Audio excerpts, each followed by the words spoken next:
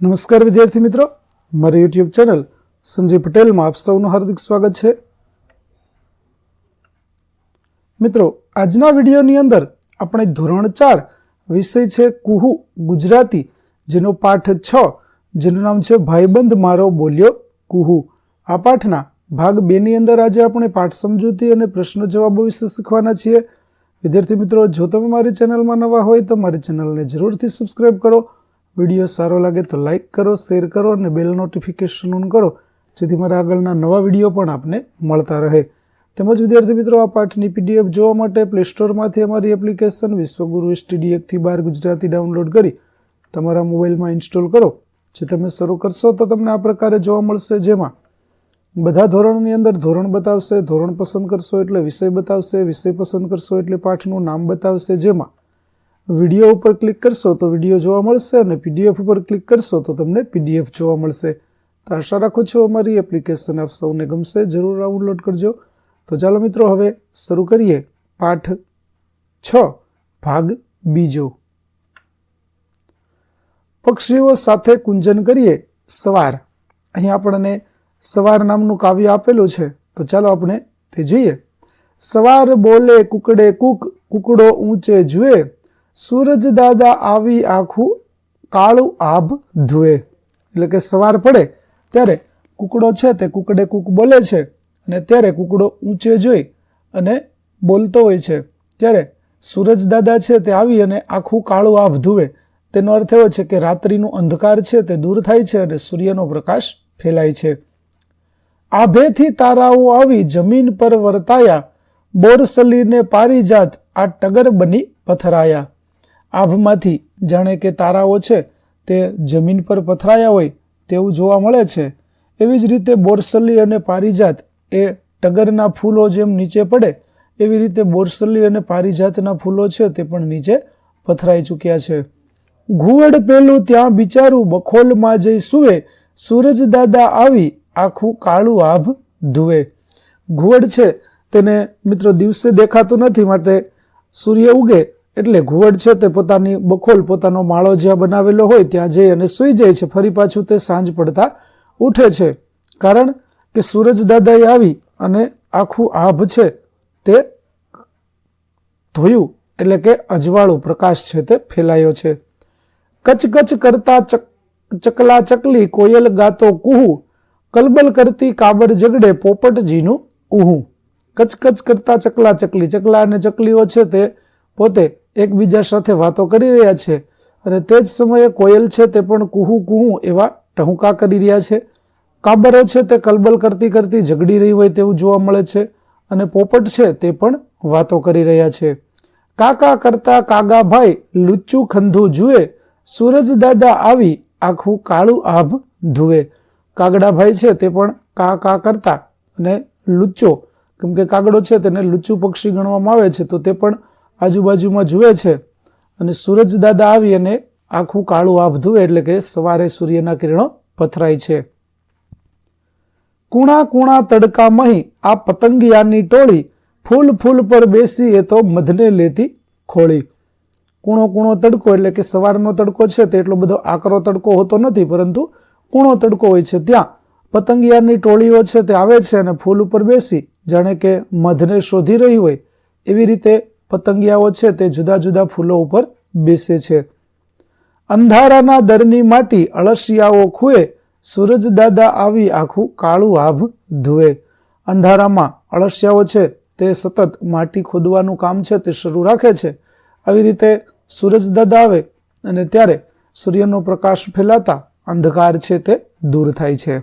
આમ વિદ્યાર્થી મિત્રો, સુધીર દેસાઈ રચિત સવાર નામનું કાવ્ય છે તે આપણે જોયું, જેની અંદર સવાર પડતા વાતાવરણની અંદર જે બદલાવ આવે છે તેનું સુંદર રીતે વર્ણન કરવામાં આવ્યું છે. ચાલો હવે આગળ જોઈએ. ગીતની કઈ પંક્તિ તમને સૌથી વધારે ગમી, ગાઓ કે સરસ રીતે બોલો. તો સૂરજ દાદા આવી આખું કાળું આભ ધુએ, ગીતની આ પંક્તિ મને સૌથી વધારે ગમી. બીજું, કઈ પંક્તિઓ સાંભળતા તમને એમ લાગ્યું કે એવું તો તમે જોયું છે. તો કુણા કુણા તડકામહી આ પતંગિયાની ટોળી, ફૂલ ફૂલ પર બેસી એ તો મધને લેતી ખોળી. આ પંક્તિઓ સાંભળતા મને એમ લાગ્યું કે એવું તો મેં જોયું છે.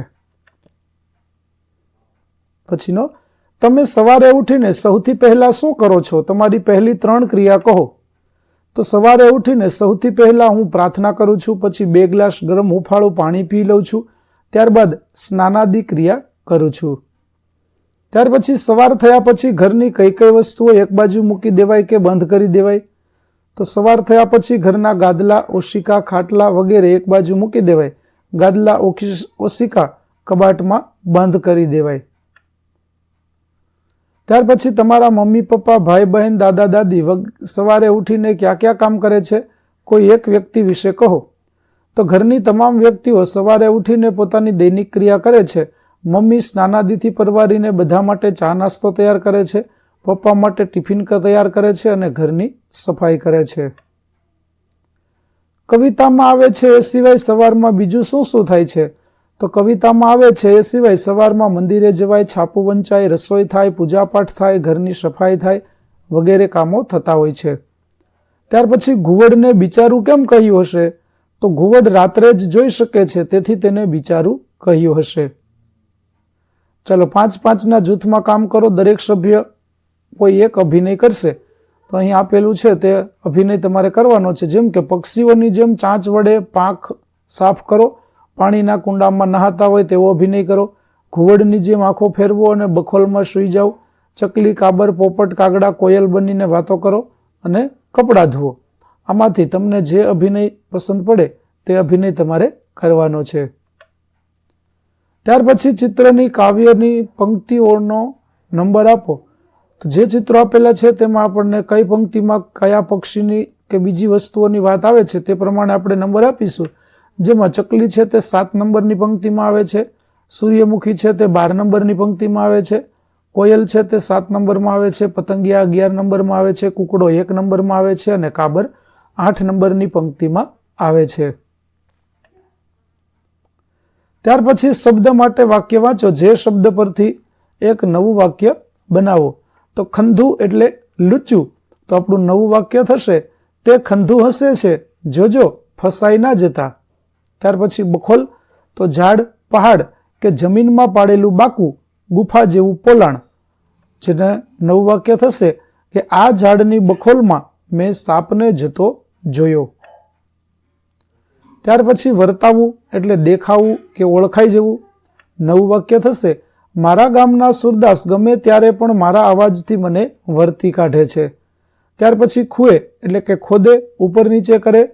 જેનું નવું વાક્ય, ઉનાળામાં ખેતર ખૂવો, જમીન ફળદ્રુપ બનશે.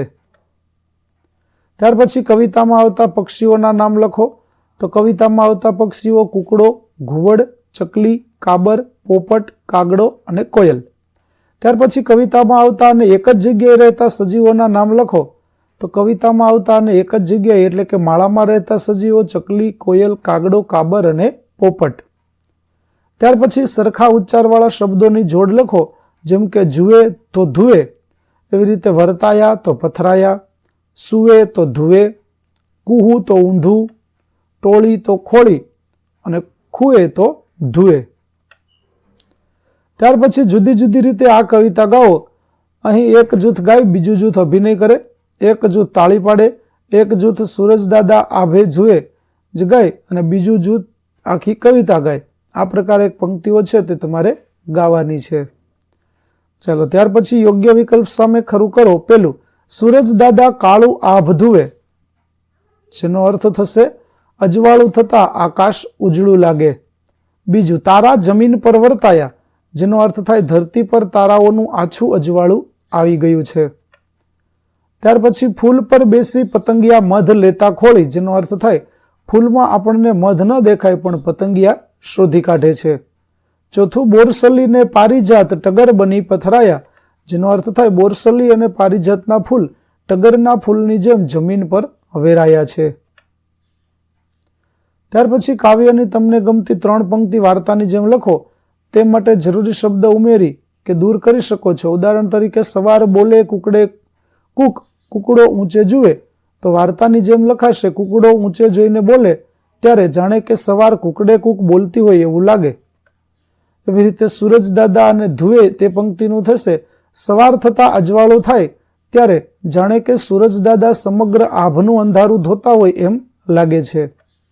ત્યાર પછી કચકચ અને કુહુ તેની વચ્ચેની પંક્તિ છે કે સવાર થતાં ચકલા ચીંચી કરી મૂકે છે અને કોયલ કુહુ કુહુ ગાય છે. ત્યાર પછી અંધારાના ખૂએ તો સવાર થતાં અળસિયાઓ માટી ખાય છે ત્યારે જાણે કે અળસિયાઓ દરની માટી ખોદી નાખતા હોય એમ લાગે છે.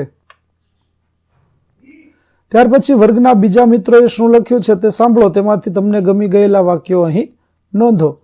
તો મને ગમી ગયેલા વાક્યો છે સવાર થતાં કાગડાભાઈ કાકા કરતા આમ તેમ જુએ છે તે જાણે લુચ્ચાઈ કરી કંઈક શોધતા હોય તેમ લાગે છે. એવી જ રીતે સવાર થતાં કુણા કુણા તડકામાં પતંગિયા ફૂલ ફૂલ પર બેસીને મધ એકઠું કરે છે. ત્યાર પછી સવાર પડતા શું થાય છે, પક્ષી જીવજંતુ વગેરે શું કરે છે તે તમે જાણ્યું. સાંજ પડતા શું શું થતું હશે તે બધા શું કરતા હશે લખો. જેમાં પક્ષીઓ તો સાંજ થતાં પોતાના માળામાં ફરે છે, વૃક્ષો ખોરાક બનાવવાની ક્રિયા બંધ કરે છે, જીવજંતુ પોતાના દરમાં ભરાઈ જાય છે, આકાશ ધીરે ધીરે અંધારું થવા લાગે છે અને તારા કે ચંદ્રનો પ્રકાશ ધરતી પર રેલાય છે. અને તમારા ઘરમાં તો ધંધાર્થે બહાર ગયેલા કુટુંબના બધા સભ્યો સાંજે ઘેર આવે છે, સાથે બેસી જમે છે, ટીવી જુએ છે અને ભેગા મળી વાતો કરે છે. ત્યાર પછી આપેલ જવાબ માટે કયો પ્રશ્ન પૂછવો પડે? કેવો, કેવી, કેવું, કેવા કે કેવા. દાખલા તરીકે અળસિયાનું દર અંધારિયું છે તો દર કેવું તો કે અંધારિયું. બીજું સવારનો તડકો કૂણો છે તો તડકો કેવો તો કે કૂણો. ત્રીજું કાગડાભાઈ લુચ્ચા છે તો કાગડાભાઈ કેવા તો કે લુચ્ચા. ચોથું કાબર ઝઘડાખોર છે તો કાબર કેવી તો કે ઝઘડાખોર. પાંચમું સવાર થતાં ઘુવડ બિચારું થઈ ઊંઘી જાય છે તો ઘુવડ કેવું તો બિચારું. છઠ્ઠું બોરસલી અને પારિજાતના ફૂલ ટગર જેવા લાગે છે તો ફૂલ કેવા તો કે ટગર જેવા. સાતમું પતંગિયાની ટોળી મધ શોધવામાં જાસૂસ જેવી છે તો પતંગિયાની ટોળી કેવી તો કે જાસૂસ જેવી. ત્યાર પછી આ કવિતા સિવાયની વાત ઉમેરીને કહો. 3-3ના જૂથમાં કામ કરો. જેમ કે આજે સવારે ઉઠીને મેં જોયું કે સૂરજદાદા પૂર્વ દિશામાંથી સોનેરી કિરણો ધરતી પર પાથરી રહ્યા હતા. ઝાકળના બિંદુઓ મોતીની જેમ ચળકી રહ્યા હતા. મંદ મંદ પવન શરીરને તાજગી આપી રહ્યો હતો. શેરીઓ અને સોસાયટીઓમાં ચહલપહલ શરૂ થઈ ગઈ હતી. દૂધવાળા છાપાવાળા પોતાના કામે લાગી ગયા હતા. કેટલાક માણસો મોર્નિંગ વોક કરી રહ્યા હતા. બાળકો શાળાએ જઈ રહ્યા હતા. પક્ષીઓનો કલરવ, મંદિરનો ઘંટારવ વાતાવરણને મધુર બનાવી રહ્યો હતો. તો વિદ્યાર્થી મિત્રો, અહીં આપણો પાઠ 6 નો ભાગ 2 છે તે આપણે પૂરો કરીએ છીએ. આગળના પાઠનો વિડીયો મેળવવા માટે મારી ચેનલને જરૂરથી સબસ્ક્રાઇબ કરો. તેમજ પીડીએફ જોવા માટે પ્લે સ્ટોરમાંથી અમારી એપ્લિકેશન વિશ્વગુરુ સ્ટડી 1 થી 12 ગુજરાતી ડાઉનલોડ કરો. જેમાં આપને ધોરણ 4 તમામ વિષયના સ્વાધ્યાય સોલ્યુશન, સ્વાધ્યાય પોથી સોલ્યુશનના વિડીયો અને પીડીએફ મળી રહેશે, જે એકદમ ફ્રી છે. તો જરૂર ડાઉનલોડ કરજો. ફરી મળીશું આપણે નવા ભાગ સાથે. ત્યાં સુધી આવજો.